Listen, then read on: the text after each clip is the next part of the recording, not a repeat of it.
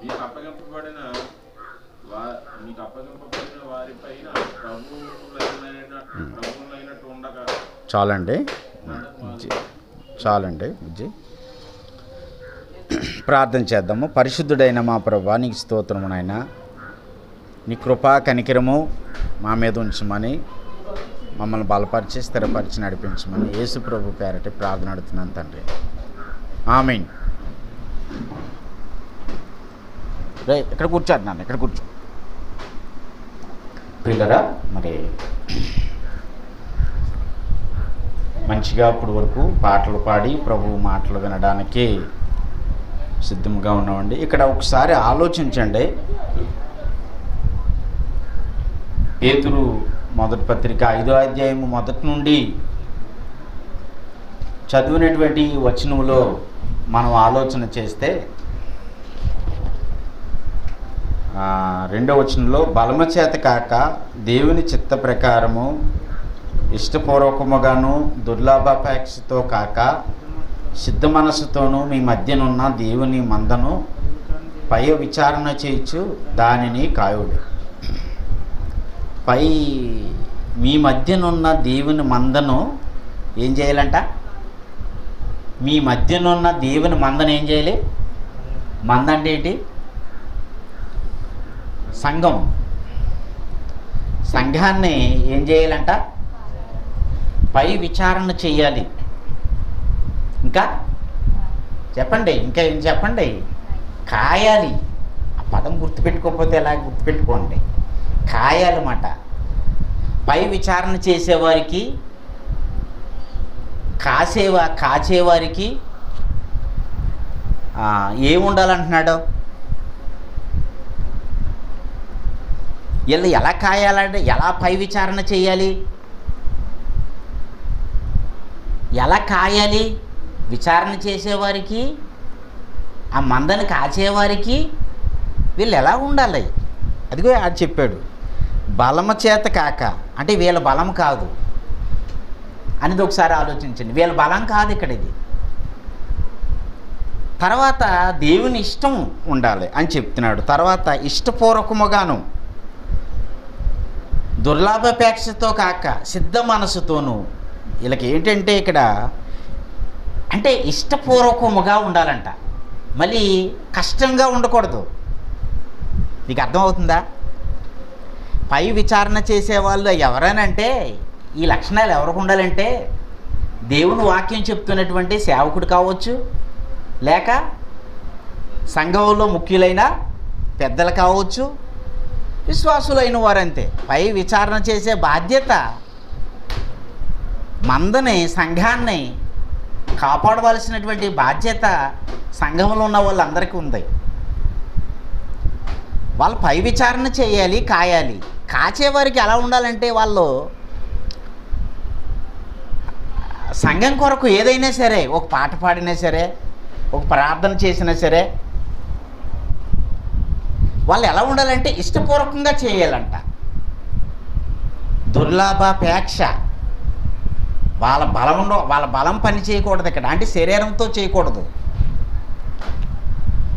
దుర్లాభాపేక్షతో చేయకూడదు, విచారణ చేయకూడదు. మీరు ఆలోచించండి. యేసు ప్రభువారిని వెంబడించినటువంటి ఇస్కరియోతు యూదా ఉన్నాడు. నిజంగా శిష్యుడుగా యేసు ప్రభుని శిష్యుడిగా ఉండి సేవ చేద్దామనే వెంబడించాడా? చెప్పండి, ఎందుకు వెంబడించాడు? యేసు ప్రభువారిని వెంబడి వెళితే ఆయన కానుకలు సంచి పట్టుకునే భాగ్యం ఉంటుంది. దానిలోంచి తీసుకుని వాడుకునే ఒక ఆ లక్షణం కలిగిన వాడు మాట ఇస్కరియోతు యోధా. అంటే అతను ఏం ఆశ కలిగిన వాడంటే ధనాపేక్ష. చెప్పండి, ఏం ఆశ కలిగిన వాడు అతను? ధనాపేక్ష కలిగిన వాడు. ధనాపేక్ష కొరకే యేసుప్రభు వారిని వెంబడించాడు. ధనాపేక్ష కొరకు యేసుప్రభు వారిని వెంబడించినప్పుడు అతని మనసు శరీర సంబంధంగా ఉంటుంది. ఇప్పుడు ఏముంటుందంటే ఎంత గొప్పవాడైనా సరే వెనకాడరు. ఇంకా చూడండి, ఒక సందర్భంలో లాజర్ ఇంటికాడ యేసుప్రభు వారు కృతజ్ఞత కూడికి పెడితే అక్కడికి వెళ్ళి వాక్యం చెప్తుంటే అక్కడ ఈ అత్తరే ఒక స్త్రీ మార్త అత్తరు పట్టుకుని వచ్చి యేసుప్రభు పాదముల మీద వేసి తల వెంట్రుకలతో తుడుస్తున్నప్పుడు ఈ ఇస్కరియోతు యోధ ఏమంటున్నాడంటే యేసుప్రభు వారి మీద సొరుగుతున్నాడు. ఈ అత్తరు ఎందుకు భూమి పాలు చేస్తున్నారు, ఇది అమ్మి బీదలకి పంచిపెట్టవచ్చు కదా అని నిజంగా యేసుప్రభు వారిని విమర్శించినట్టుగా, యేసుప్రభు వారిని తక్కువ చేసినట్టుగా మాట్లాడుతున్నాడు. అంటే మీరు ఒకటి గుర్తుపెట్టుకోండి, మనం ఎప్పుడైనా సరే శరీరంలో ఉంటే శరీరాన్ని అనుసరించి మాట్లాడితే, శరీరాన్ని అనుసరించి ఆలోచన చేస్తే ఖచ్చితంగానండి శరీరం యాక్టివేట్ అయిపోద్ది. మీకు అర్థమవుతుందా? వింటున్నారు అసలనే? వినండి, దయచేసి వినండి. శరీరాన్ని అనుసరించి వెళితే నువ్వు దాచుకోలేవు. నీ తరం కాదు, లోపల ఉన్నది బయటకు వచ్చేస్తుంది. అది కాయలేరు ప్రియులరు. అది యేసుప్రభు వారిని పట్టుకుని ఇస్కరియోతు యోధ ఎలా మాట్లాడుతున్నాడో చూడండి. ఆయనే విమర్శించేటట్టుగా మాట్లాడుతున్నాడు. ఇంకో మాట చెప్తాను. యేసుప్రభు వారి వాక్యం చెప్తున్నాడు. మరియా యేసుప్రభు వారి మాటలు వింటుంది.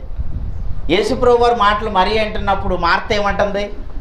ప్రభువా, నీకు చెప్పండి చింత లేదా? నేను ఒక్కరితోనే నేను పని చేసుకుంటున్నాను, నా సహోదరి నీ దగ్గరే కూర్చుంది, నీకు చింత లేదా? నా సహోదరుని ఇక్కడ పంపు నాయన అని అంటుంది. అంటే ఎందుకు ఇలా మాట్లాడేస్తున్నారు వీళ్ళు? మీకు ఒకసారి ఆలోచించండి. అలాగని యేసుప్రభు ఏమన్నా చిన్నోడా పోని? ఆయన అద్భుతాలు చేయలేదా? ఆయన ఎంత అద్భుతాలు చేసేవాడు. ఏమండి, 5 రొట్టెలు 2 చిన్న చేపలు 5,000 మందికి పంచిపెట్టగా 12 గంపలు ఇస్తారు. కుష్ఠరోగులు ముట్టగానే స్వస్థత పొందేవారు కదండి. గుడ్డివారికి చూపునిచ్చేవాడు, కుంటివారిని నడిచేవాడు. అంతకుముందు లాజరు 4 రోజులు సమాధులలో ఉన్న లాజరు బయటికి రా అని అంటే చనిపోయిన లాజరు బయటకు వచ్చాడండి. ఏమండి, ఇంత గొప్ప దేవుని కుమారుడే కదా యేసుప్రభు, దేవుని కుమారుడు. ఆయన అంటే కనీసం గౌరవం లేకుండా పోతుంది ఏంటి వీళ్ళకి? ఏంటి ఇలా ప్రవర్తిస్తున్నారేంటి? మీరు ఎప్పుడన్నా అలా ఆలోచించారు? అసలు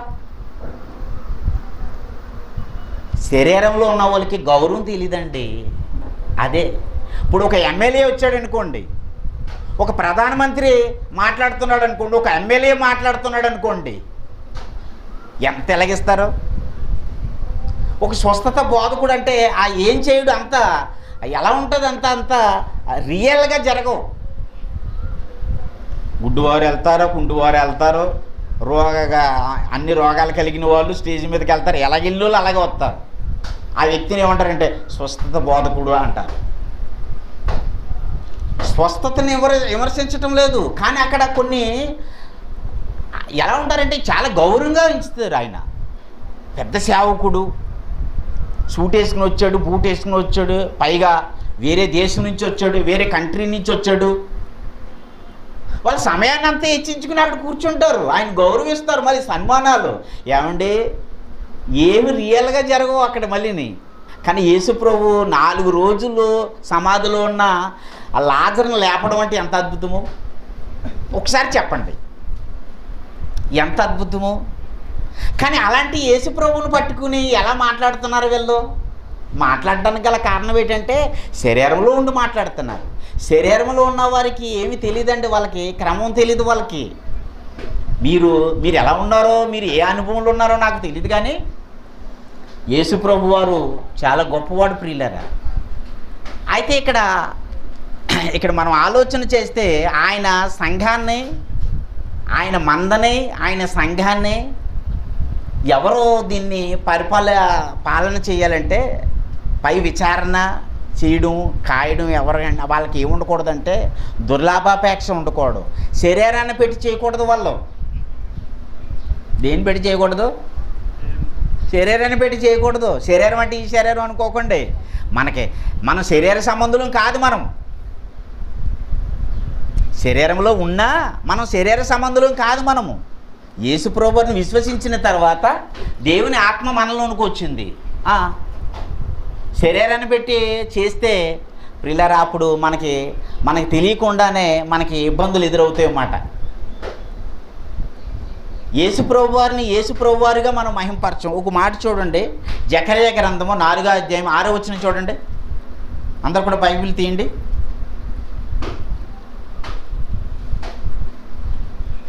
జకర్యా గ్రంథము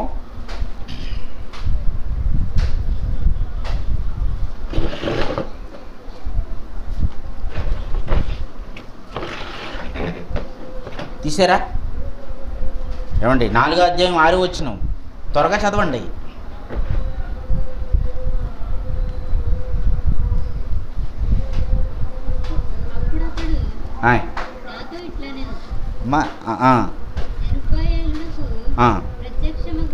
ఓకే.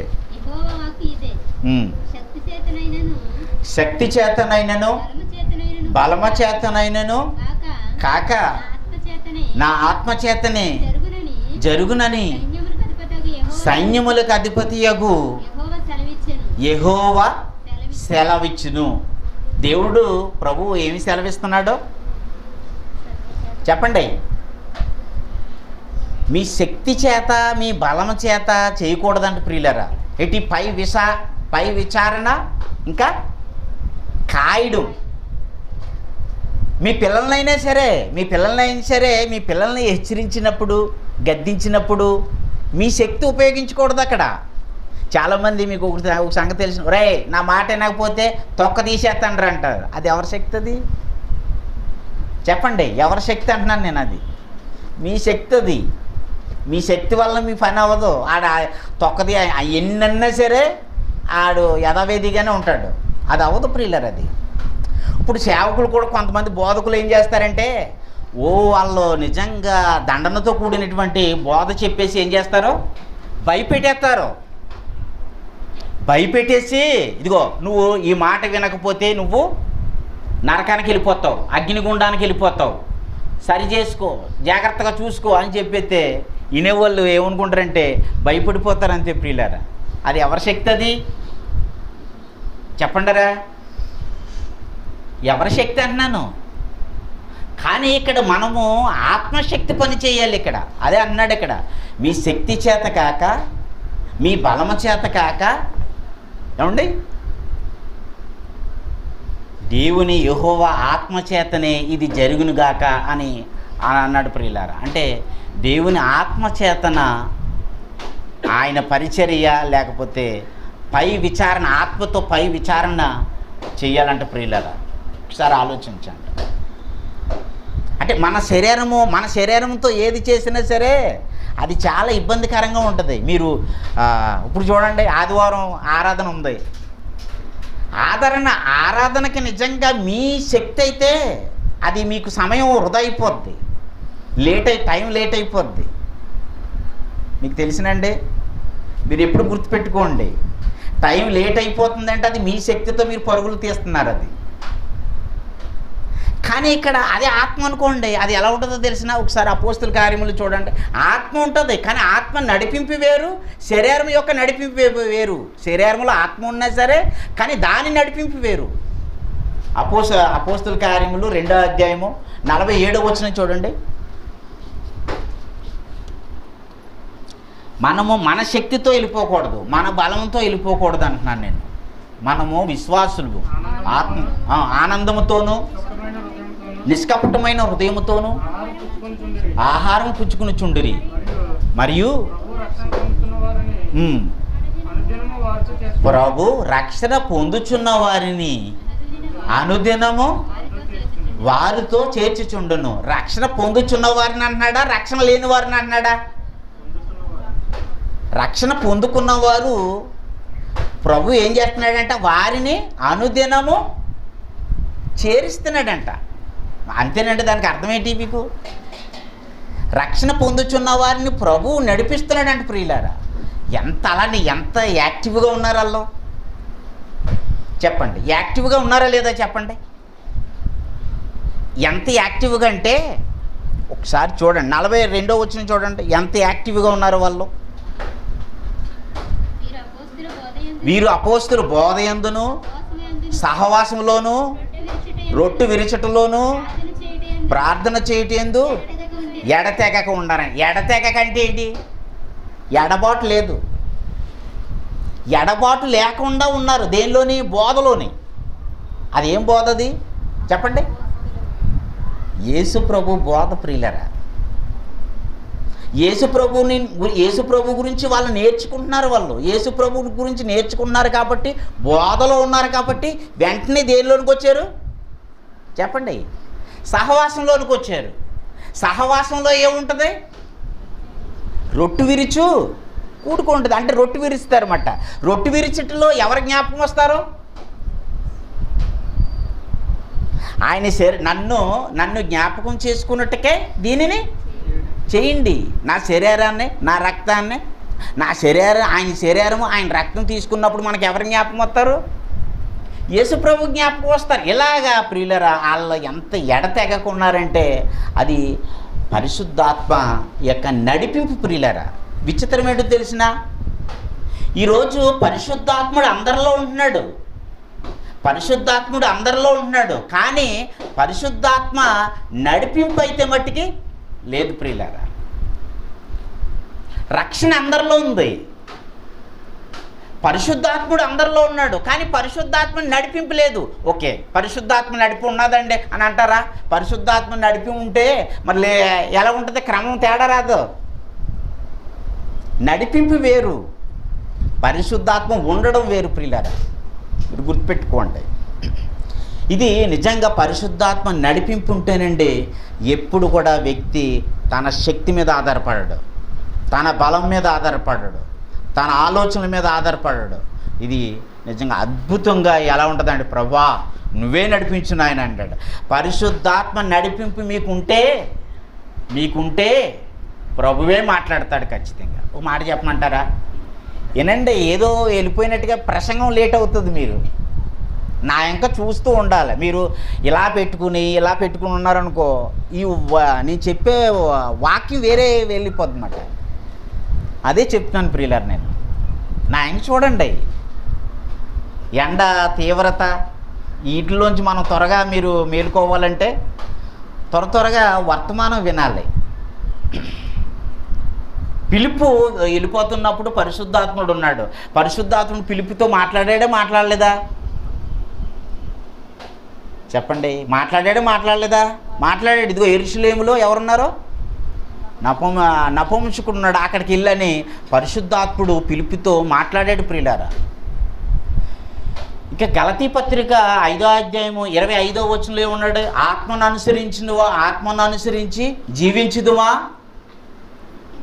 ఆత్మను అనుసరించి క్రమముగా. చెప్పండి, ఆ వచనం తెలీదా మీకు? నేను ప్రశ్న అడుగుతున్నప్పుడు దాని ఆన్సర్ కూడా మీరు ఇవ్వాలి. ఆన్సర్ కూడా మీరు ఇచ్చారనుకోండి, దాన్ని ఇంకా ప్రశ్న వర్తమానం ఎలా వెళ్తుందంటే, వాక్యం ఎలా వెళ్తుందంటే చక్కగా ఒక క్రమమైనటువంటి పద్ధతిలో వెళ్ళిపోద్ది అన్నమాట. ఆ ప్రశ్న మీరు ఇవ్వాలి. దాని గురించి మీరు చదువుతున్నప్పుడు, మీరు ఆలోచన చేస్తున్నప్పుడు ఖచ్చితంగా మీరు ఏం చేస్తారు? ప్రశ్న ఇస్తారు ప్రియులారా. మరలా అడుగుతున్నాను నేను, దాన్ని సమాధానం చెప్పండి. ఆత్మను అనుసరించి జీవించుదుమా, ఆత్మను అనుసరించి చెప్పండి క్రమముగా నడుచు. ఆత్మలో ఏముంది? నడిపింపు ఉంది, ఇంకా క్రమం. క్రమం అంటే ఏంటి? క్రమం అంటే ఏంటి ప్రియులారా? ప్రభుత్వం క్రమం తెలుసు కదా మనకి. టయానికి వెళ్ళాలి, టయానికి తమ్మం వేయకపోతే జీతం కట్టవు. పిల్లలకి టయానికి వెళ్ళకపోతే టీచర్లు ఏం చేస్తారు? బయట నిలబెట్టడం, లేకపోతే ఇంట్లో తల్లిదండ్రులకు చెప్పడం, ఫిర్యాదు చేయడం. ఇంకొక విషయం తెలిసిన, అంటే ఇక్కడ సంఘం అనేది ఎప్పుడంటే మనకి నిజంగా ఇది మన శక్తితో కాదండి. ఇది ప్రభు మిమ్మల్ని ప్రేమించిన దాన్ని పెట్టి, నా ప్రభు ఇంతగా ప్రేమించాడు కదా, ఆదివారం వస్తుంది నేను నా ప్రభుని ఆరాధించడానికి వెళ్తానన్న ఒక కాన్సెప్ట్తో మీరు ఉన్నారనుకోండి, ఆత్మతో ఆలోచించాలి ఇదంతా, శరీరంతో కాదు. శరీరాన్ని పక్కన పెట్టండి, ఇలా శరీరంతో మీరు ఏం చేయలేరు, మీరు శరీరంతో మీరు ఏం చేయలేరు. ప్రభువే చెప్తున్నాడు కదండి ఆయన, మా శక్తి చేత కాక మా బలము చేత కాక, శక్తి బలము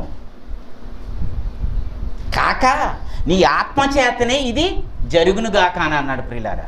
ఈ శక్తి చేత నేను ఇది చెయ్యాలి అంటే దేవుని కొరకు ఈ పాట, ఒకరు పాట పాడారు అనుకోండి, చాలామంది ఈ పాట పాడితే అందరూ వినాలనుకుంటారు, లేకపోతే పాట పాడరు.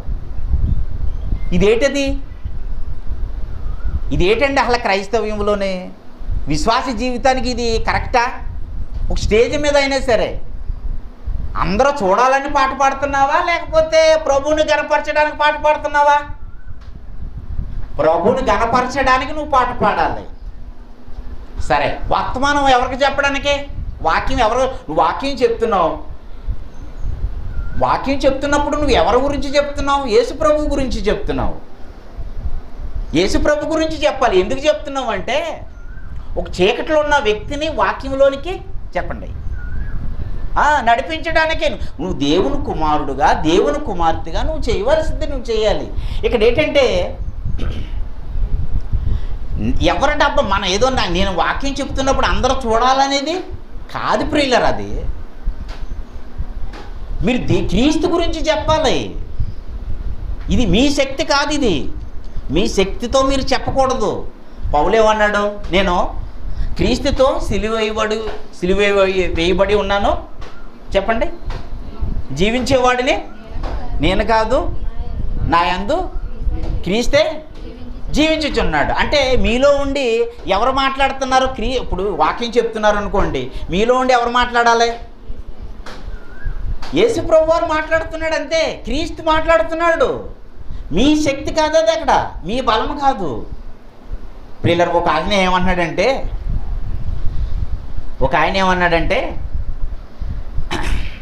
నా సేవని చాలామంది నేను పరిచర్య చేశాను, నిజంగా చాలా నేను కష్టపడ్డాను, నా సేవ చేశాను, నేను పని చేశాను, నా పనిని నా సేవనంతా కూడా కొంతమంది బోధకులు నా గురించి తప్పుడుగా చెప్తున్నారు అని పబ్లిక్లో యూట్యూబ్లో ఛానల్లో మాట్లాడుతున్నారు.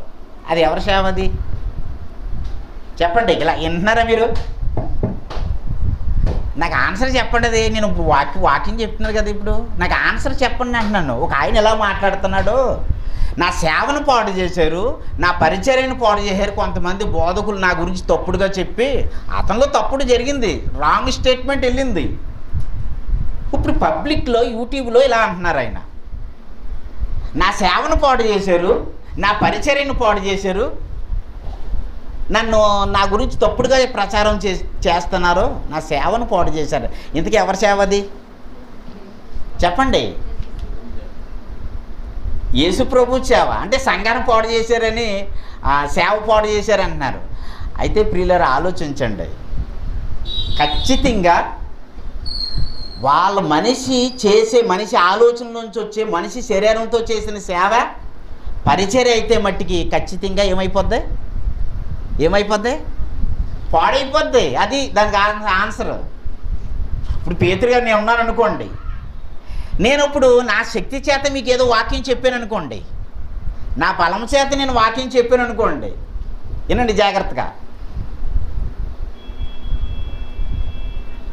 నా బలం చేత వాక్యం చెప్పాను అనుకోండి, మీకు జీవితం వస్తుందా? చెప్పండి. మీకు జీవిస్తారా? మీరు జీవించడం అంటే ఏంటి? అన్యజనుల లాంటి జీవితం కాదు, మీరు ప్రత్యేకంగా జీవిస్తారు. అది ఏంటంటే మీరు పరిశుద్ధులుగా, నీతిమంతులుగా, ఆత్మపూర్లుగా జీవిస్తారు. ఎప్పుడు? నేను మాట్లాడుతున్నది దేవుడు నాతో మాట్లాడుతున్నాడని మీరు నమ్మినప్పుడే ఆ మాట మీకు జీవితం కలగజేస్తుంది. మీరు జీవిస్తారు. మీరు ఈ విధంగా. ఇప్పుడు నేను శరీరాన్ని అనుసరించి ఏదో మాట్లాడేస్తున్నాను అనుకోండి, ఏదో నా లబ్ధి కొరకో, ధనాపేక్ష కొరకో, లేకపోతే నా శక్తిని పెట్టు, నా బలాన్ని పెట్టు ఉపయోగించేస్తున్నాను అనుకోండి, మీరు ఉంటారు కానీ మీకు జీవితం ఉండదు. తర్వాత మీరు ఏం చేస్తారంటే, మీకు తృప్తి లేదు. ఇంకా మళ్ళీ తృప్తి లేక ఏం చేస్తారంటే మళ్ళీ ఇంకో చర్చిలోకి వెళ్తారు. మీరు తెలిసినా మీకు అలాగే నా దగ్గర ఉన్న వాళ్ళు ఎంతోమంది అయిపోయారు. అది ఇంతకు ముందు, కానీ అవసరం లేదు ఇప్పుడు నేను క్రీస్తు గురించి చెప్తున్నాను. ఇప్పుడు మీకు క్రీస్తు మీకు శిరసాయి ఉన్నాడు. ఆయన మీ క్రీస్తు, మీ పోషణ క్రీస్తు దగ్గర ఉంది, మీ సంరక్షణ క్రీస్తు దగ్గర ఉంది. నేను మీకు కావాల్సింది నేను చెప్తున్నాను. మీకు తృప్తి కొరకు ఇంకో దాంట్లో ఎతకవలసినటువంటి అవసరం లేదు. మీకు ఒక సంగతి తెలుసా? అసలు పినమల్లో ఉన్న వాళ్ళే చాలామంది, కొంతమంది అంటే ఒక చోట వర్తమానం విన్న తర్వాత వాళ్ళకి తృప్తి లేక ఎంత దూరమైనా సరే మళ్ళీ అక్కడ వింటున్నారు. అంటే దానికి అర్థం ఏంటి చెప్పండి? తృప్తి లేక, ఆనందం లేక. మీరు గుర్తుపెట్టుకోండి, మీరు తృప్తి కలిగినటువంటి వాక్యం ఇది, ఆనందంతో కూడినటువంటి వాక్యం ప్రియులరా, సంతోషంతో కూడినటువంటి వాక్యము. కానీ మీరు నిజంగా వింటున్నప్పుడు సంతోషంతో ప్రభు నాతో ఏం మాట్లాడుతున్నాడని వినండి. ప్రభునందు చెప్పండి ఆనందించుడి. చెప్పండి, అందరూ కూడా చెప్పండి మాట. ప్రభునందు ఆనందించుడి, మరలా చెప్పుచున్నాను ఆనందించుడి అన్నాడు.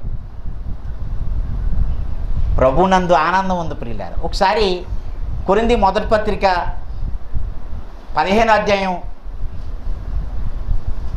28వ వచనం చూడండి.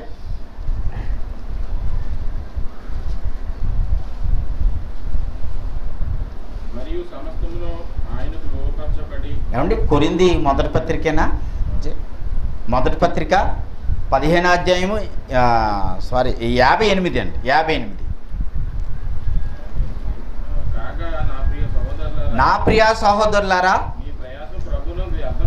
మీ ప్రయాస ప్రభునందు అర్థం కాదని ఎరిగి స్థిరులను కదలని వారును ప్రభు కార్యాభివృద్ధి యందు ఎప్పటికీ ఆసక్తులనై ఉండుడి అన్నాడు ప్రియులారా. అంటే చూడండి, మీరు ప్రభునందు ప్రయాసపడ్డారనుకోండి, మీరు స్థిరంగా ఉండాలనేది కాదు, ఖచ్చితంగా స్థిరంగానే ఉంటారు. ఏమంటే కదలరు, మీరు ఇంకా కదలని వారుగా ఉంటారు. ప్రభు కార్యాభివృద్ధి యందు ఆసక్తి కలిగి ఉంటారు, ప్రభు కార్యాలలో ఆసక్తి కలిగి ఉంటారు. సరే, ఇప్పుడు నేను అంటున్నాను ప్రభునందు పడిన ప్రయాస అన్నారు. మీరు ప్రభునందు పడిన ప్రయాస వ్యర్థం కాదని లేఖనం చెప్పింది. మీరు ప్రభునందు ప్రయాసపడ్డారనుకోండి, మీ ప్రయాస అర్థమైపోద్దా చెప్పండి? మీరు పాట పాడారు, అర్థమైపోద్దా? మీరు ప్రార్థన చేశారు, అర్థమైపోద్దా? లేకపోతే ఒక కూడికి ఒక సభ పెట్టాము, అర్థమైపోద్దా చెప్పండి? కృతజ్ఞత కూడికి పెట్టారు, అక్కడ క్రీస్తుని ప్రకటించాం, అర్థమైపోద్దా? మీరు ప్రయాసపడ్డారు, మీ పడిన ప్రయాస అది ప్రభునందు పడ్డారు ప్రయాస, అది అర్థమైపోద్దా చెప్పండి ప్రియులారు? అది అర్థం అవ్వదు. నేను అంటున్నాను, అదే ధర్మశాస్త్రం మూలంగా ప్రయాసపడ్డారనుకోండి, అర్థమైపోద్దా?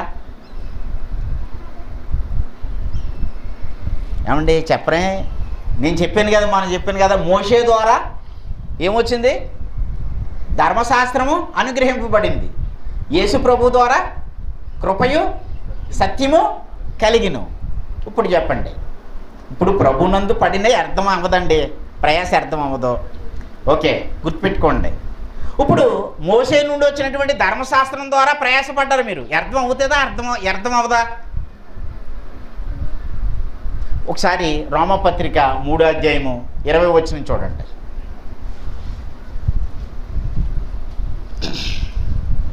రోమపత్రిక 3వ అధ్యాయము 20వ వచనం.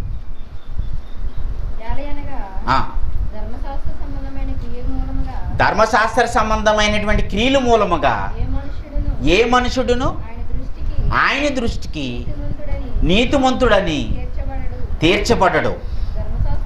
ధర్మశాస్త్రం వలన పాపం అనగా ఎట్టిదో తెలియబడుచున్నది అని అన్నాడు ప్రియులారా. అంటే మీకు ఏమనిపించింది? అది ధర్మశాస్త్ర సంబంధమైనటువంటి క్రియలు మూలంగా. క్రియలు అంటే ఏంటి చెప్పండి? క్రియలు అంటే ఏంటి? పనులు, ఇంకా పదాజ్ఞలు. పదాజ్ఞలు అంటే అబద్ధం ఆడవద్దు, దొంగతనం చేయొద్దు, వ్యభిచరించవద్దు, దొంగిలించవద్దు, ఇయే కదా క్రియలు, ఇవి పనులు, ధర్మశాస్త్ర సంబంధమైన క్రియలు. ఇప్పుడు ప్రియులారా ఆలోచించండి, నువ్వు ఈ 10 ఆజ్ఞల ద్వారా నేను అబద్ధం ఆడకుండా ఉండాలి, దొంగతనం చేయకుండా ఉండాలి, వ్యభిచరించకుండా ఉండాలని నువ్వు ప్రయత్నం చేసావు. ప్రయత్నం చేస్తే నువ్వు అక్కడ నీ ప్రయత్నం సక్సెస్ అవుతుంది. అక్కడ పైన అన్నది కదా, ఏమన్నాడు వచనం, ఏమని రాయబడింది అక్కడ? ధర్మశాస్త్ర సంబంధమైనటువంటి క్రియల మూలంగా ఏ మనుషుడును నీతిమంతుడుగా తీర్చబడడు. అయితే ధర్మశాస్త్రం ఏం చేస్తుందంటే నువ్వు పాపివని చెప్తుంది. నువ్వు అబద్ధం ఆడేవు, నువ్వు దొంగతనం చేసేవు, నువ్వు వ్యభిచారం చేసేవు, నువ్వు ప్రేమించటం లేదు అని చెప్తుంది. అంటే దాని దగ్గరికి వెళ్ళినప్పుడల్లా నీకు ఇలా చెప్తుంది. వెళ్ళినప్పుడల్లా ఏం చెప్తుంది అంటే నీకు ఇదే చెప్తుంది. కానీ నువ్వేం చేస్తున్నావు అంటే వింటున్నావు, నువ్వు పాటించాలనుకుంటున్నావు, వింటున్నావు, పాటించినప్పుడల్లా నీ ఏం చేస్తుంది అది?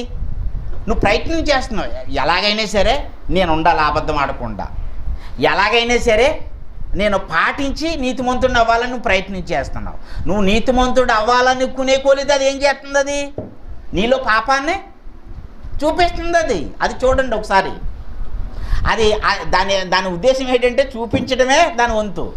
ఇప్పుడు గుర్తుపెట్టుకోండి, ఒక మాట చెప్తున్నాను, అది బైబిల్లో ఉన్నదే ఉదాహరణ. ధర్మశాస్త్ర ఉపదేశకుడు ఉన్నాడు. యేసు ప్రభువు దగ్గరికి వచ్చి, సద్బోధకుడా, నిత్య జీవానికి వారసుడును అవ్వాలంటే చెప్పండి నేనేం చేయాలని అన్నప్పుడు అని అంటున్నాడు. యేసు ప్రభు వారు ఏమన్నారంటే నువ్వు 10 ఆజ్ఞలు పాటించు అన్నాడు. 10 ఆజ్ఞలు పాటించు అన్నాడు. ఇవన్నీ కూడా నేను బాల్యము నుండే పాటించుచున్నాను అన్నాడు. అప్పుడు యేసు ప్రభు వారు అన్నారు, నీకు ఒకటి కొదువుగా ఉన్నదన్నాడు. అంటే ఒకసారి ఆలోచించండి. ఇప్పుడు ఈ ధర్మశాస్త్ర ఉపదేశకుడు ధర్మశాస్త్రాన్ని అనుసరించి ఎప్పటి నుండి ప్రయత్నం చేస్తున్నాడు? బాల్యము నుండి నీతిమంతుడిగా అవ్వడానికే ప్రయత్నం చేస్తున్నాడు. అయినప్పటికీ ఒకటి కొదువు ఉంది. ఉన్నదా లేదా చెప్పండి, చెప్పండి. ఒకటి కొదువు ఉంది. అంటే అది మాట ధర్మశాస్త్ర సంబంధంగా నేను ఇందాక చెప్పాను కదా మీకు, కొరింథీ మొదటి పత్రిక 15వ అధ్యాయము 58లో మనం విన్నాం కదా. అదేంటది? ప్రభునందు పడిన ప్రయాస వ్యర్థం కాదు. ఇప్పుడు ఈ ధర్మశాస్త్ర ఉపదేశకుడు దేని యందు ప్రయాసపడ్డాడు చెప్పండి? ఏదోటి చెప్పండి మీరు. ఇందాక చదివించాను కదా, ధర్మశాస్త్ర సంబంధమైనటువంటి క్రియల మూలంగా ప్రయాసపడ్డాడని అనండి. అది వచ్చిన అది లేఖనం అక్కడ రాయబడి ఉన్న మాటనే మనం చెప్పకపోతే ఎలా కుదురుతుంది? ఎప్పటి నుంచి ప్రయాసపడ్డాడు?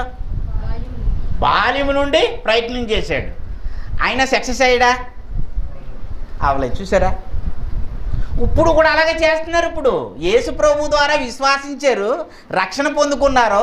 మరలా ఏం చేస్తున్నారంటే ధర్మశాస్త్ర సంబంధమైనటువంటి క్రియల మూలంగా ప్రయత్నం చేస్తున్నారు. ఆ ప్రయత్నాలన్నీ కూడా ఏమవుతున్నాయంటే విఫలమవుతున్నాయి. అంటే ఏంటనుకున్నారు? ప్రయత్నం పని చేసి నీతిమంతుడు అవ్వాలనుకుంటున్నారు. ఒకటి పని చేసి పరలోకానికి వెళ్ళాలనుకుంటున్నారు.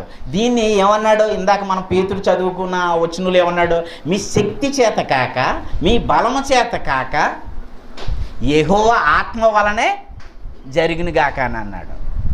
ఇప్పుడు సంఘాలను ఎలా కాపుతున్నారంటే వీళ్ళ శక్తి ద్వారా, వీళ్ళ బలం ద్వారా ఈ సంఘంలో ఉన్నవాడు మళ్ళీ ఇంకో సంఘంలోనికి వెళ్ళిపోతాడేమో.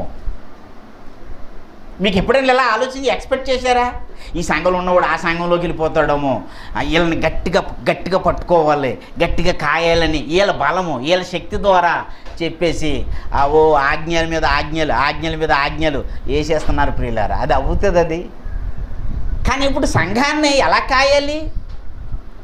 దేవుని ఇష్టపూర్వకంగాను, సిద్ధ మనసుతోనూ, ఇంకా దుర్లాభాపేక్ష కాక సిద్ధ మనసుతోనూ, ఆత్మ నడిపింపుతో సంఘాన్ని పై విచారణ చేయాలి ప్రియులారా. కానీ ఏం చేస్తున్నారంటే మొత్తానికి వీళ్ళ శక్తి ద్వారా ఏదేదో చేసేసి సాధించేయాలనుకుంటున్నారు. కానీ అవి ఏమైపోతున్నాయంటే విఫలమైపోతున్నాయి. అంటే సంఘంలో ధర్మశాస్త్రాన్ని అట్టుకొచ్చి చెప్తూ ఉన్నారు ప్రియులారా. 10 ఆజ్ఞలు పట్టుకొచ్చి పాడేస్తూ ఉన్నారు. ఈ 10 ఆజ్ఞలు పాడేస్తున్నప్పుడు ఇప్పుడు నేను ఉన్నాను అనుకోండి, నేను లేననుకోండి, ఇప్పుడు నా కుమారుడు 10 ఆజ్ఞల గురించి, ధర్మశాస్త్రం గురించి, ఇదిగో వ్యభిచారం చేసిన, దొంగతనం చేసిన, అబద్ధం ఆడితే మీరు నరకానికి వెళ్ళిపోతారని మా కుమారుడు మీకోసం చెప్పాడు అనుకోండి, మీరేం చేయాలి? చెప్పండి బుజ్జి, మీరేం చేయాలి? వినోద్ ఏం చేయాలి? ఎందుకంటే ముఖ్యమైన వాళ్ళు మీరే కాబట్టి, ముఖ్యమైన వాళ్ళు పెద్దలుగాను ఒక పొజిషన్లో, ఒక పద్ధతిలో ఉన్నారు కాబట్టి ఏం చేయాలి? మీరు పై విచారణ చేయాలి. ఏ విచారణ చేయాలి? ఇదేంటండి, మన విశ్వాసం ద్వారా రక్షణ పొందుకున్నాం కదా, ఈ మోషే ద్వారా ధర్మశాస్త్రం గురించి చెప్తున్నారు ఏంటని నా కుమారుడిని అడగాలి మీరు. లేక నేను ఇంకో బోధకుడిని తీసుకొచ్చాను అనుకో, ఆ బోధకుడు మీకు ఈ 10 ఆజ్ఞల గురించి చెప్తున్నాడు అనుకో, చూడండి అని చెప్తున్నాడు అనుకో, మీరేం చేయాలి? ఇదేంటండి మేము మాకు ఇప్పుడు మీ విశ్వాస నిబంధన ఓల్డ్ టెస్ట్మెంట్ కాదు మేము నేర్చుకుంటుంది, న్యూ టెస్ట్మెంట్ నేర్చుకుంటున్నాము.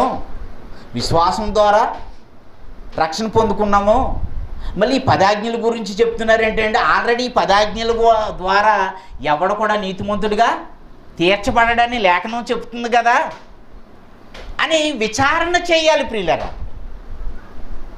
ఎందుకంటే ఇప్పుడు పని చేసి పరలోకానికి వెళ్ళాలని ఇలా ఇప్పుడు ఏమో ఆలోచించాలి. ఇప్పుడు ఇలా వచ్చేస్తుంది అనుకున్న ప్రసంగం ఇదేంటంటే, మనం పరలోక రాజ్యంలో ఉన్నాం. మన విశ్వాసం ద్వారా కృపచేత రక్షింపబడి, మనం ఆయన ఆత్మచేత ముద్రింపబడి మనం ఎక్కడున్నాం?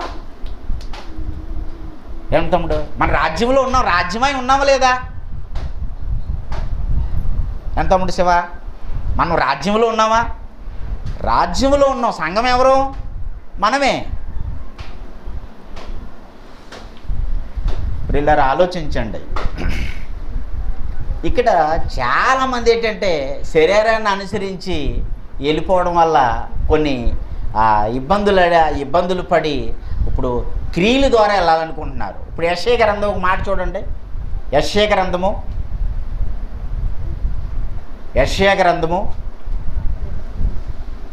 64వ అధ్యాయము, యెషయా గ్రంథము 64:6 వచనం చూడండి.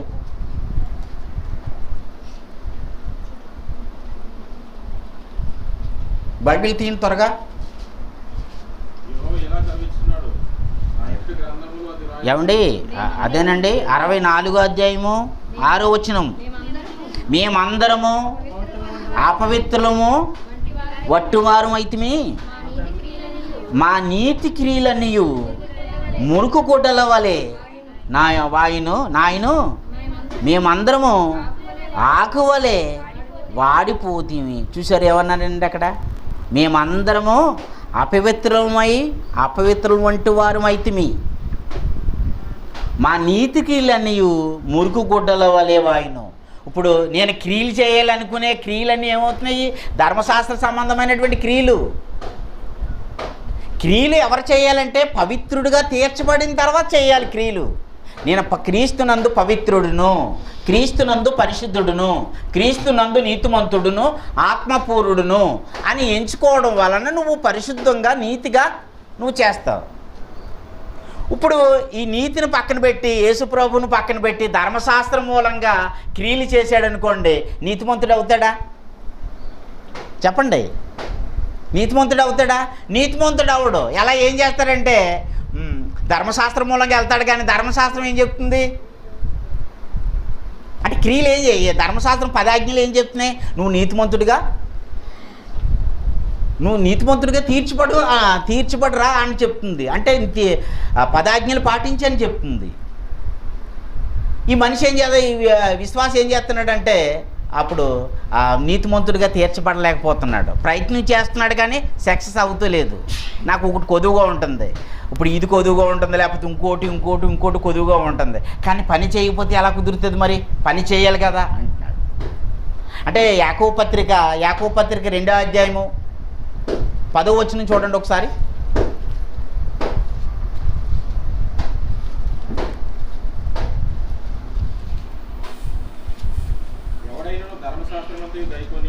టైం ఎంత అయిందండి? ఒకసారి నా దగ్గర వాచ్ లేదు తమ్ముడు. 12 రైట్, చదవండి. ఎవడైనను ధర్మశాస్త్రమంతయు గైకొని ఎవడైనను ధర్మశాస్త్రమునంతా గైకుని ఒక్క ఆజ్ఞ విషయంలో క్రియలని ఎడల ఆ, ఆజ్ఞలన్నిటి విషయంలో అపరాధి అజ్ఞలన్నిటి విషయాలలో అపరాధి అగును. వెనకొచ్చి జీరోకి వచ్చేస్తున్నాడు అనమాట. ఇంకా కంటిన్యూ చేయండి. వ్యభిచరించవద్దని చెప్పిన వాడు వ్యభిచరించవద్దని చెప్పేవాడు నరహత్య చేయవద్దనియు నరహత్య చేయవద్దనియు చెప్పిను గనుక నీవు వ్యభిచరించకపోయినను నీవు వ్యభిచరించకపోయినను నరహత్య చేసిన ఎడల నరహత్య చేసిన ఎడల ధర్మశాస్త్రం విషయంలో ధర్మశాస్త్రం విషయంలో అపరాధి అయితివి అని అన్నాడు. చూసారా ప్రియులారా? అంటే ఒకసారి ఆలోచించండి. ఇప్పుడు భూమి మీద ఎవరు నీతిమంతులు? ఈ ధర్మశాస్త్రం మూలంగా అయితే నీతిమంతులు ఎవడైనా అయ్యాడా? ఏంటంటే ఎందుకు అయ్యాడా అవ్వలేదని ఎందుకు అడుగుతున్నానంటే, ప్రియులారా ఆలోచించండి. మనము విశ్వాసం ద్వారా నీతిమంతులుగా అయ్యామనండి, పరిశుద్ధులుగా అయ్యాం, దేవుని కుమారులుగా అయ్యాం. ఇప్పుడు చాలామంది ఏం చేస్తున్నారంటే ధర్మశాస్త్రము క్రియల మూలంగా నీతిమంతులు అవ్వాలనుకుంటున్నారు. ఇప్పుడు నీతిమంతులు ఎక్కడ అవుతాడు? ఇప్పుడు ఏదోటి ఉంటుందా లేదా? ఇప్పుడు వ్యభిచారం చేయవద్దు అని చెప్తూ ఉంటాడు. నేను ఉన్నాను, వ్యభిచారం చేయవద్దు అని చెప్తూ ఉంటాను. ఏమండి, దొంగతనం చేయవద్దు అంటే ధర్మశాస్త్రాన్ని అనుసరించి చెప్పే వాళ్ళందరిలో ఏదోటి ఉంటుందా ఉండదా? ఇప్పుడు అబద్ధం ఆడాడు వ్యభిచరించి చేయవద్దని చెప్పి మరొకటిలో మోహపు చూపు ఉంటుంది. అంత మాత్రమే కాదు, నరహత్య చేయక్కలేదు, కోపపడతాడు, అది కూడా ఆజ్ఞే కదా. ఇంకా మరి అసూయ ఉంటుంది, ఇంకా గర్వం ఉంటుంది. ఇప్పుడు ఒక ఆజ్ఞ విషయంలో ఫెయిల్ అయిన వాడు 10 ఆజ్ఞల విషయంలో 9 ఆజ్ఞల విషయంలో ఏమైపోతున్నాడు అంటే 9 ఆజ్ఞలు పాటించి ఒక ఆజ్ఞ పాటించలేదనుకోండి, ఒక ఆజ్ఞ పాటించలేదనుకో ఏమైపోతున్నాడు? జీరోకి వచ్చేస్తున్నాడు. అంతే, నీతిమంతుడిగా తీర్చబడలేకపోతున్నాడు ధర్మశాస్త్రం మూలంగా. ఇప్పుడు అవ్వలేకపోతున్నాడు. ఏం చేయాలి? అవ్వడానికే పని చేయాలనుకుంటున్నాడు. ఎందుకంటే మరి పరలోకం వెళ్ళాలి కదా. అంటే చెప్పండి, ఇప్పుడు ఇక్కడ ఈ యెషయా గ్రంథంలో ఏమన్నాడు? మేమందరము అపవిత్రులమై అంటూ వారుమైతిమి, మా నీతి క్రియలన్నీ మురుకు గుడ్డల వలె వాయును. అంటే మా నీతి క్రియలన్నీ ఏమన్నాడు? వాటిని మురుకు గుడ్డలు అంటున్నాడు. మా నీతి క్రియలు అంటే ఏంటి? ఆ క్రియలు. ఇంకా ఏంటంటే నా శక్తి చేత మా క్రియలు అన్నాడు కదా. అక్కడ ఏమన్నాడంటే అక్కడ మా నీతి క్రియలు అన్నాడు. మా నీతి క్రియలు అంటే నా శరీరంతో నా శక్తితో చేసే క్రియలన్నీ కూడా వీటిని ఏమన్నాడు? మురుకు గుడ్డలు అన్నాడు ప్రియులారా. అందుకనే మనం ఎప్పుడు కూడా మన స్వనీతిని పెట్టి మన శరీరాన్ని పెట్టి చేయాలన్న ఒక ఆలోచన మనకు ఉండకూడదు ప్రియులారా. మనం కేవలము దేవుని ఆత్మ ద్వారా మనం క్రియలు చేయాలి. ఆత్మ ద్వారా జరిగించుకుంటాడు ప్రియులారా ఆయన. అట్టి కృపను ప్రభు మనకు అనుగ్రహించిన గాక. ఒకసారి ఆలోచించండి. అందుకనే ధర్మశాస్త్రానికనే కొత్త నిబంధనకు వ్యత్యాసం మనకు తెలియాలి. వ్యత్యాసం తెలియకుండా చాలామంది సంఘాల మీద పట్టుకెళ్ళి వారికి తోచినది వారికి వచ్చినటువంటి ఆలోచన పెట్టి చెప్పేస్తూ ఉన్నారు. ఒకసారి ఆ మాట చూడండి, తీతు పత్రిక. త్వరగా మాట చూడండి, తీతు పత్రిక 1వ అధ్యాయము.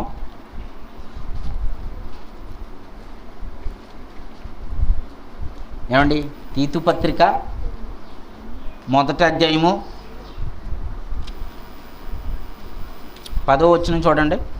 అనేకులు విశేషంగా సున్నత సంబంధులను అవధేయులను వదరబోతులను మోసపుచ్చువారినై ఉన్నారు.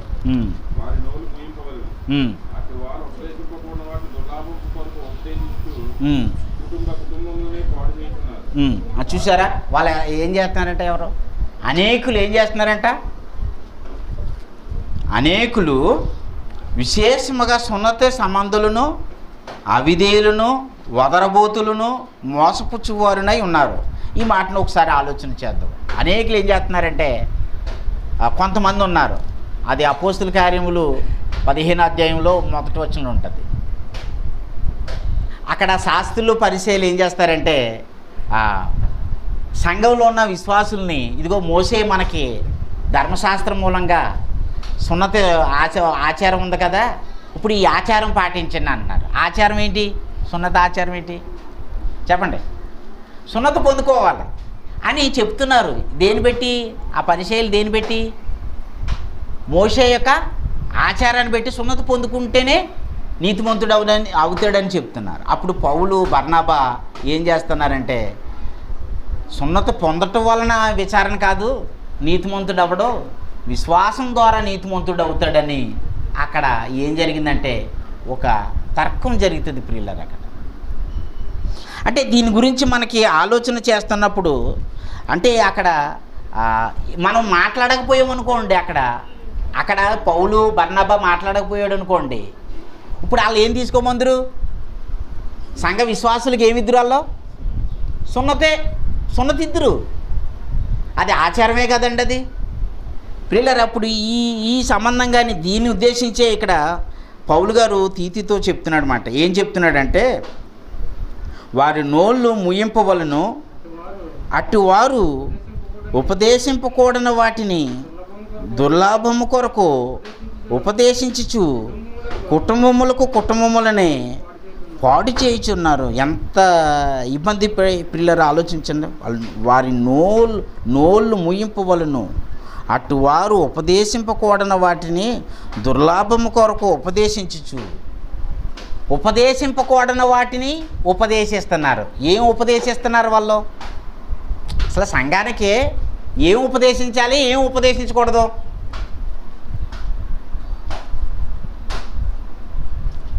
నేను లేఖనంలో ఉన్నమాటే కదా, బైబిల్లో ఉన్నమాటే కదా. అక్కడ అలాగే సంఘాలలో కూడా ఏం చేస్తున్నారంటే ప్రియులారా, అక్కడ ఆ పత్రికలలోనూ కూడా సంఘాలలోనూ కూడా వాళ్ళ విశ్వాసులే, విశ్వాసం ద్వారా రక్షణ పొందుకున్న వాళ్ళే.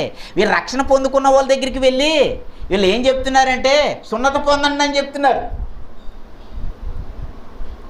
ఇదిగో మోషే ధర్మశాస్త్రం ఇచ్చాడు కదా మనకి, ఆ 10 ఆజ్ఞలు పాటించండి అని చెప్తున్నారు వీళ్ళు. ఇప్పుడు వీళ్ళు నోరు మూయించాలా, మూయించొద్దా చెప్పండి?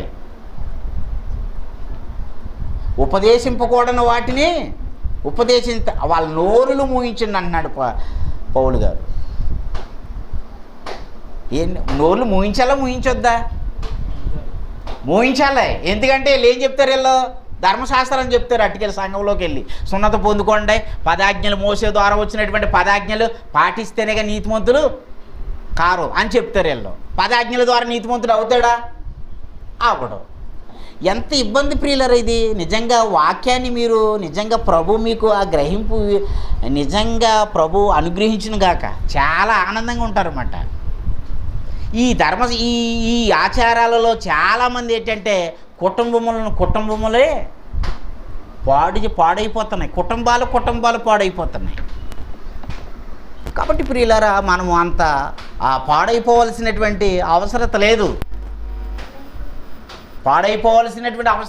ఎందుకంటే బైబిల్లో క్రీస్తు తేటగా కనిపిస్తున్నాడు, కొంతమందికి కనిపిస్తలేదు. ఎందుకు కనిపిస్తలేదు?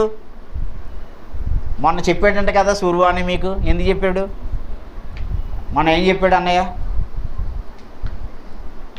ధర్మశాస్త్రం ముసుగు గురించి చెప్పాడా? ధర్మశాస్త్రం ముసుగులో ఉన్న వాళ్ళకి కనిపించాడు, క్రీస్తు కనిపించడు. అయితే ముసుగు ఎప్పుడు తొలుగుతుందంటే క్రీస్తు గురించి మీరు నేర్చుకున్నప్పుడే ముసుగు తొలుగుతుంది. ముసుగు ఎప్పుడు తొలుగుతుంది అంటే ధర్మశాస్త్రం కొట్టివేయబడును. మరలా చెప్తున్నాను ఈ మాట. కావాలంటే ఆ మాట చూడండి ఒకసారి. ఆ కొరింథీ 2వ పత్రిక చూడండి. కొరింథీ 1వ పత్రిక, కొరింథీ 2వ పత్రిక 3వ అధ్యాయము 17వ వచనం.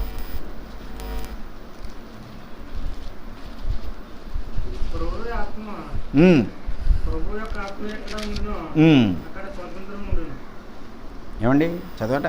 అదే తమ్ముడు చదువు. 16, 17 చదవండి. నేను చదువుతున్నాను, ఉన్నదో లేదో చూడండి. వారి హృదయము ప్రభు యేపునకు ఎప్పుడు తిరిగినో అప్పుడు ముసుగు తీసివేయబడును. మీరు గుర్తుపెట్టుకోండి అలాగా. వారి హృదయము ప్రభు యేపునకు ఎప్పుడు తిరిగినో అప్పుడు ముసుగు తీయబడును. దాని పైన 5వ వచనం కూడా చదవండి ఒకసారి. 5, 6 చదవండి సరిపోద్ది. 15 అండి. నేటి వరకును మోసే గ్రంథము వారు చదివినప్పుడల్లా ముసుగు వారి హృదయముల మీద ఉన్నది. కానీ చూసారండి, ఇప్పుడు మోసే గ్రంథము చదివినప్పుడల్లా, మోసే గ్రంథం ఏంటి? చెప్పండి, ఇప్పుడు వరకు చెప్పిందంతా ఏంటి? మోషే గ్రంథం అంటే మోషే గ్రంథం అంటే ధర్మశాస్త్రం అనకూడదు ఏంటి? పంచకాండం అన్నా ధర్మశాస్త్రం అనకూడదా? బైబిల్ లేఖనంలో ఉంది కదా, మోషే ద్వారా ఏమొచ్చింది? ధర్మశాస్త్రము అనుగ్రహింపబడింది. మోషే ద్వారా ఏమొచ్చింది? 10 ఆజ్ఞలు వచ్చినాయి. మోషే ద్వారా ఏమొచ్చినాయి? విధిరూపకమైన ఆజ్ఞలు వచ్చినాయి. ఆ 10 ఆజ్ఞల్లో ముసుగులో ఉండే వీళ్ళు చదువుతున్నారు. వీళ్ళు ఆ మాట నేను చదువుతున్నాను, 15వ వచనంలో చదువుకున్నాం. నేటి వరకును మోషే గ్రంథము వారు చదువునప్పుడల్లా, ధర్మశాస్త్రాన్ని చదువునప్పుడల్లా ముసుగు వారి హృదయముల మీద ఉన్నది. హృదయముల మీద ఉన్నది కానీ వారి హృదయము ప్రభు యేపునకు ఎప్పుడు తిరుగునో అప్పుడు ముసుగు తీసివేయబడును. మీకు ఏమర్థమైంది దీనిలోని? ముసుగు ఎప్పుడు తీయబడుతుంది చెప్పండి? వారు హృదయము ప్రభు యేపునికి ఎప్పుడు తిరిగినో అని రాయబడింది, అంతే కదండి.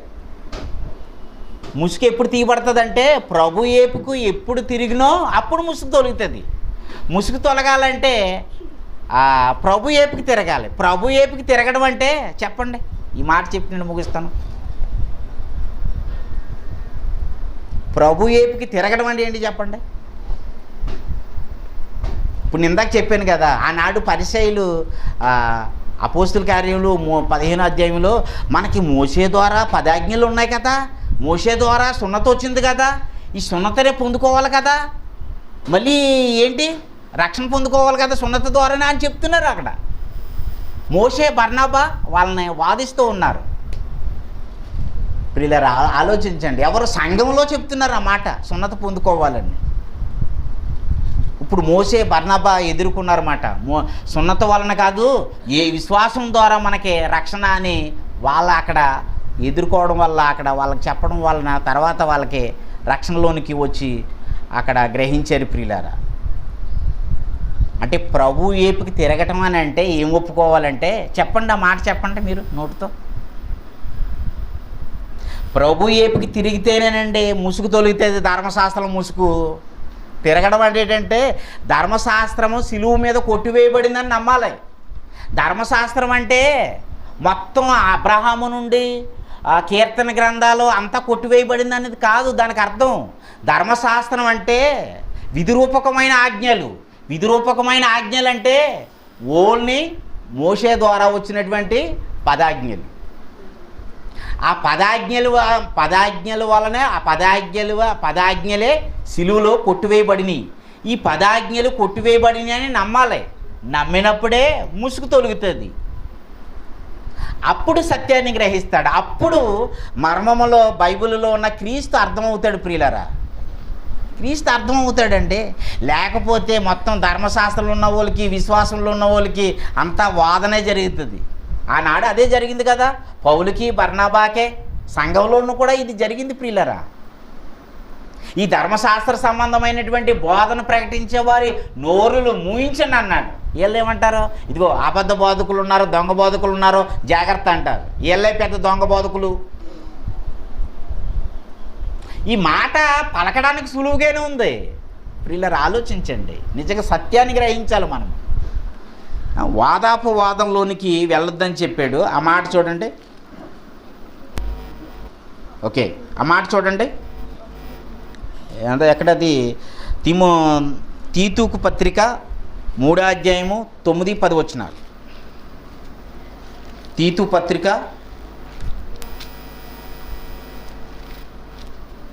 అందరు తీసారా బైబిల్? తీతు పత్రిక 3వ అధ్యాయము 9-10 వచనాలు. వివేక తర్కములను, ఉమ్, వంశములను, ఉమ్, కలహములను, ఉమ్, ధర్మశాస్త్రమును గూర్చిన ఉమ్, వివాదములను, ఉమ్, నిష్ప్రయోజనమును, ఉమ్, వ్యర్థములై ఉన్నవి కనుక ఉమ్. వాటికి దూరంగా ఉండుము. చూసారా, దూరంగా ఉండమంటున్నాడు. ఏంటి? అవివేక తర్కములో, వంశావళులు, కలహాలో, ధర్మశాస్త్రమును గుర్చిన వాదములో నిష్ప్రయోజనం అన్నాడు. అవి నిష్ప్రయోజనమైనవి, వ్యర్థమనై ఉన్నవి కనుక వాటికి దూరముగా ఉండుము. ఈ ధర్మశాస్త్రానికి సంబంధించినటువంటి వాదనల వల్ల ఏమైపోతున్నారంటే నిష్ప్రయోజనం అయిపోయి. మీకు ఒక సంగతి తెలుసా? ఎంత మాయ జరుగుతుందంటే, ఎంత మాయ అంటే డిబేట్లు అంటారు. డిబేట్ల వల్ల ఏంటి ఉపయోగం? అసలు ఒక్క డిబేట్కి కూడా న్యాయం జరగలేదు. ఇప్పుడు వాదాపవాదనలు అతని వాదన వినిపించుకుంటాడు, ఇతని వాదన ఇతను వినిపించుకుంటాడు, అంతే. ప్రియులారా, వాదాపవాదనల వలన ఏమండి నిస్ప్రయోజనం అని బైబిల్ చెప్తుంది, వ్యర్థమని బైబిల్ చెప్తుంది. ప్రియులారా, ఆలోచించండి. వాదనలోనికి వెళ్ళకూడదు మనము. వాదన ఎందుకు? మనకు కావాల్సింది ఏంటంటే క్రీస్తుని నేర్చుకోవాలి. ఈ వాదనలు ఇవన్నీ కూడా దేనిలో అట్లా కొట్లాట్లు గుద్దులాట్లు దేనిలో ఉన్నాయంటే ధర్మశాస్త్రంలోనే ఉన్నాయి. అన్నీ పంటికి పన్ను కంటికి కన్ను తీసేయాలి. అంత కోప ఉద్రేకం కలిగించేస్తుంది ఇది. నెక్స్ట్ 10వ వచనం చూడండి. మతభేదములు కలిగించు మనుషునికి 1-2 మారులు బుద్ధి చెప్పిన తర్వాత వానిని విసర్జించుము, ఇంక ఇడిచిపెట్టేయాలన్నమాట. అలాగని చెప్పొద్దు కాదు, ఇప్పుడు చాలామంది ఏం చేస్తారంటే ఇంతకు ముందన్నీ కూడా దెబ్బలు తినేసి అయ్యి బాబు ఇంకా వాదన పెట్టుకోకూడదు బాబు, ఎవరితో వాదన పెట్టుకోకూడదు, ఎవరితో డిస్కషన్ పెట్టుకోకూడదు. అవునా? ఇప్పుడు నువ్వు వాస్తవం తెలుసుకున్నావండి, నీకు తెలిసిన వాస్తవం తెలుసుకున్నావు, నీకు ఇప్పటికి వాస్తవం తెలిసింది. నీకు తెలిసిన వాస్తవం మరొకరికి చెప్పడంలో తప్పే ఉంది? ఇప్పుడు నాకున్నది, నేను ఇంతకుముందు 20 సంవత్సరాల నుండి ఆ ధర్మశాస్త్ర సంబంధమైనటువంటి బోధలో ఉన్నాను నేను. ఏమండి, ధర్మశాస్త్ర సంబంధమైన బోధ అంటున్నాను. అది ప్రయత్నాలు చేయడమే. ప్రియులారా, ఆలోచించండి. కక్షలో కోపం, ఉద్రేకం, తృప్తి, ఆనందం ఏమీ లేదు దానిలోనే. ప్రయత్నాలు చేస్తారంతే. అవి మనిషి శరీరంతో చేసిన నీతి క్రియలు అవి. కాబట్టి మురుకు గుడ్డలు కూడా అన్నాడు. ప్రియులు ఇప్పటికి అర్థమైంది. ఇప్పుడు ఓహో ఇది కాదు, ఇప్పుడు దేని ద్వారా వెళ్ళాలంటే ప్రభునందు పడిన ప్రయాస అర్థం కాదన్నాడు. ప్రభునందు పడాలి ప్రయాస అనేది ఇప్పుడు తెలిసింది. ఇప్పుడు నేనేం చెప్తాను? నేను ఇప్పుడు విశ్వాసం గురించే చెప్తాను, ఇప్పుడు నీతి గురించి చెప్తాను, యేసుక్రీస్తు నీకు శిరసై ఉన్నాడని చెప్తాను, నీ పోషణ నీ సంరక్షణ ఆయన దగ్గర ఉన్నదని చెప్తాను. నేను ఇప్పుడు ఇంకొక ధర్మశాస్త్రం చెప్తుండే, ఇదేంటే ఇది ఓల్డ్ టెస్ట్మెంట్ కదా, ఇది యేసు ప్రభు శిలువ మీద నెరవేర్చేశాడు కదా, దీని గురించి చెప్తామని ఖచ్చితంగా అడుగుతాను. నేను అడగొద్దా? అయిపో అడగకూడదండి, ఇంకా వాదన పెట్టుకోవద్దండి, మాకు తర్కాలు వద్దండి అంటారా? ఓకే, కరెక్టే, బైబిల్ చెప్తుంది. కానీ బైబిల్ ఏం చెప్తుంది? 1-2 సార్లు చెప్పమంది. 1-2 సార్లు పక్కన పెట్టేయి. 1-2 సార్లు చెప్పు. నువ్వు చెప్పింది వాస్తవం అన్న సంగతి తెలియాలి కదా. ఒకవేళ ఏమో అతను క్రీస్తు గురించి విని హృదయ తృప్తి ఆనందాన్ని కలిగి ఉంటాడేమో. సరే చెప్పు, వింటాడో లేకపోతే వెళ్ళిపోతాడు. నీకు నష్టం ఏంటి? నీకు నష్టమేం కాదు, ఎవరికి నష్టం? దాని కింద ఉంది ప్రియులారా మాట. 11వ వచనం చూడండి. నీకు నష్టమేం కాదు. చెప్పండి, చదవండి తమ్ముడు శివ, మాట చదవమ్మా. 11వ వచనం. అట్టువారు మార్గం తప్పి తనకు తానే శిక్ష విధించుకున్న వాడై పాపం చేయుచున్నాడని నువ్వు ఎరుగుదువు. ఏం చేస్తాడంట? అట్టివాడంటే ఎట్టివాడు? కలహాలకే వాదనలకే వెళ్ళిపోయి, ఏమండి నాది సత్యంలో ఉండి సత్యం అన్నా మంచిదే, కానీ విచిత్రం ఏంటంటే ధర్మశాస్త్రం ముసుగులో ఉండి నాదే సత్యం అన్నారు. ఇప్పుడు అది ఎలా సత్యం అవుతుందండి? అది ఎలా సత్యం అవుతుంది అంటున్నాను. ఒకవేళ ఈ వర్తమానం వింటున్న వాళ్ళు ఎవరైనా సరే నన్ను అడగ, నేను చెప్తాను. ఇప్పుడు మోషే ధర్మశాస్త్రంలో ఉండి నేను చెప్పిందే సత్యం అంటే సత్యమని ఎవడు ఒప్పుకుంటాడు దాన్ని? నేనైతే ఒప్పుకోను. అది లేఖనానికి విరోధంగా చెప్తున్నాడు ఎవరు చెప్పినా సరే. అది మోషే ధర్మశాస్త్రం సత్యం, అది అసత్యం. అది ఏమండి అంటే అసంపూర్ణం అంటే నెగిటివ్ అంటే మోషే ధర్మశాస్త్రం అంటే ఇప్పుడు ఒకసారి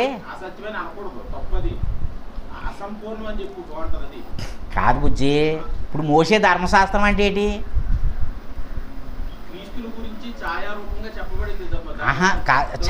ఛాయ్ వేరు. ఛాయ్ అంటే ఏంటి? కాదు, ఛాయ్ అనే పదాజ్ఞలు ఒకటేనా?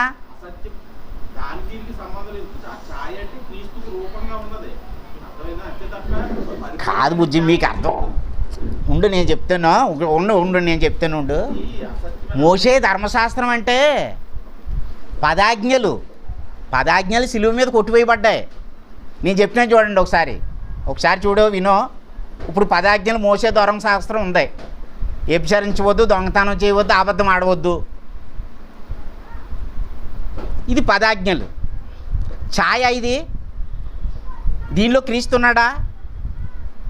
మనిషి స్వనీతి క్రియలు ఇవి. అదే మీకు అర్థం కావటం లేదు. అది ప్రభువే మీకు అనుగ్రహించిన కాక అన్నాను నేను. ఛాయ అంటే మోసే ద్వారా వచ్చింది. ఇక్కడ నిర్గమకాండం 12వ అధ్యాయంలో ఛాయ, గొర్రెపిల్ల, అది ప్రభువే మీకు అనుగ్రహిస్తాడు. ఇప్పుడు చూరుబా అన్నది ఏంటంటే ఛాయ అన్నీ అనుకుంటున్నాడు అన్నయ్య, కానీ అది కాదు. నేను అనేది మోసే ధర్మశాస్త్రము, పదాజ్ఞలు. ఈ పదాజ్ఞలో ఉండి మేము చచ్చుని చెప్తున్నాం అంటున్నారు. అది ఎలాగా అది ఎలా అవుతుంది? ఇప్పుడు ఈ పదాజ్ఞలు ఉండి పదాజ్ఞలు వినాలి, పదాజ్ఞల ద్వారా నీతిమంతుడు అవ్వాలంటే యేసుప్రభు పదాజ్ఞల ద్వారా నీతిమంతుడు అవ్వాలనుకుంటే యేసుప్రభు రావాల్సిన అవసరం ఎందుకు ఉంది చెప్పండి? పదాజ్ఞల ద్వారా నీతిమంతుడు అవ్వాలంటే యేసుప్రభు రావాల్సిన అవసరం ఉందా? నిన్ను వల్ల నీ పొరుగువారిని ప్రేమించిన దాంట్లో పదాజ్ఞలు నిక్షిప్తంగా ఉన్నది, అది కూడా పాటించాలని కొత్త నిబంధన ఉంది కదా. సో అవి ఇవ్వలేమని కాదు, అది ఇప్పుడు చూడండి. పదాజ్ఞలు నిన్ను వల్ల నీ పొరుగువాడు యేసుప్రభుని సిలువేసింది ఎవరో? మాట పరిపూర్ణమే. అది అసంపూర్ణంగా ఉంది, సంపూర్ణమైన క్రీస్తు వచ్చిన తర్వాత వచ్చింది. అసత్యం మోసే అసత్యం చెప్పడు కదా, దేవుడు అసత్యం చెప్పడు కదా. అది ఆలోచించు. సర్లే, దీని గురించి మనం ఆలోచిద్దాం. అయితే ఇప్పుడు వాస్తవం ఏంటంటే ప్రియులరా, ఇక్కడ ఆ మాట చదవండి ఒకసారి. 11వ వచనము. అట్టువాడు మార్గము తప్పి తనకు తానే శిక్ష విధించుకుని వాడై పాపం చేయుచున్నాడని ఎరుగుదుమోదు కదా. ఏం చేస్తున్నాడంట చెప్పండి? పాపం చేస్తున్నాడు, శిక్ష విధించుకుంటున్నాడు. ఇప్పుడు ఎందుకు పాపం చేయాలంటున్నాను నేను అనేది? శిక్షలోనికి ఎందుకు వెళ్తున్నాడు? ఇలా ఆలోచించండి. ధర్మశాస్త్రంలో ఉండే ప్రతి ఒక్కడు కూడా శిక్షలోనికి ఏమంటే పాపం చేస్తాం. ఇప్పుడు చాలామంది చూడండి, ఇప్పుడు పైకి ఏంటంటే నీతిమంతులుగా కనపడుతున్నారు అంతే, కానీ ఈ ధర్మశాస్త్రం మూలంగా 9 ఆజ్ఞలు పాటించి ఒక ఆజ్ఞలో ఫెయిల్ అయ్యాడు అనుకో, ఎక్కడికి వస్తాడు ఇప్పుడు? వినోద్ చెప్పు, ఎక్కడికి వస్తాడు? 9 ఆజ్ఞలు పాటిస్తున్నాడండి, 9 ఆజ్ఞలు పాటిస్తున్నాడు, ఒక ఆజ్ఞలో ఫెయిల్ అవుతున్నాడు. ఎక్కడికి వస్తున్నాడు అన్నాను? 0కి వస్తున్నాడు. అంటే అపరాధ అవుతున్నాడు. అంటే యేసుప్రభుని విశ్వసించి రక్షణ పొందుకున్నవాడు మళ్ళీ పాపం చేయడం, మళ్ళీ అపరాధంలోకి వెళ్ళడమా? నేను అంటున్నాను ప్రియులారా, అదే అన్నాను ఇక్కడ. ఈ ధర్మశాస్త్ర సంబంధమైనటువంటి మూలముగా మీరు అసంపూర్ణమా సంపూర్ణమా చక్కగా కూర్చుని చక్కగా దాని యొక్క వివరణ ఏంటో అడిగి తెలుసుకుంటే బాగుంటుంది. అందరిదే ఒకటి మళ్ళీ అందరిదే ఇదే అనుకోకండి. నేను సత్యాన్ని చెప్తున్నాను, అసత్యంలో ఉండి అసత్యాన్ని బోధిస్తున్నారు వాళ్ళు.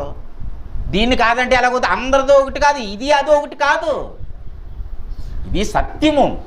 నేను క్రీస్తుని చెప్తున్నాను, ఓన్లీ క్రీస్తుని చెప్తున్నాను ప్రియులారా. కానీ ధర్మశాస్త్రాన్ని ఇది అది కలిపే చెప్తే మాత్రం అది సత్యం కాదంటున్నాను నేను. కాబట్టి ప్రభు ఈ మాటలో వినికిడిలో దీవించి ఆశీర్వదించును గాక. ఇక్కడ మీరు గుర్తుపెట్టుకోండి, ఈ మాటలో నిజంగా ఈ క్రీస్తుకి కానీ వాక్యానికి కానీ క్రీస్తుకు కానీ వేరుగా ఉంటే ఖచ్చితంగా ఆ వ్యక్తి పాపములో పడిపోతాడు. రాయబడి ఉందా లేదా అక్కడ? వాడు పాపము చేయుచున్నాడు, నువ్వు చూస్తావు అన్నాడు ప్రియులారా. అందుకే నేను చాలామంది పెద్ద పెద్ద బోధకులలోనే ఈ పాప నియమములు కనపడుతున్నాయి. ఇంకా మరి నేను ఇది అది సత్యం అంటే ఎలాగో అవుతుంది అది? కాబట్టి ప్రియులారా ఆలోచించండి, సత్యాన్ని గ్రహించండి. తర్వాత చూద్దాం లేవు, తర్వాత ఇక్కడ మన అయిపోయింది కదా టైం. శాశ్వతమైనది నీ ధర్మశాస్త్రము కేవలము సత్యము, నీ ధర్మశాస్త్రము బుజ్జి సత్యము. సత్యమును అసత్యమని అనకూడదు. అది మాత్రం అసంపూర్ణం అనేది సంపూర్ణమైంది తప్ప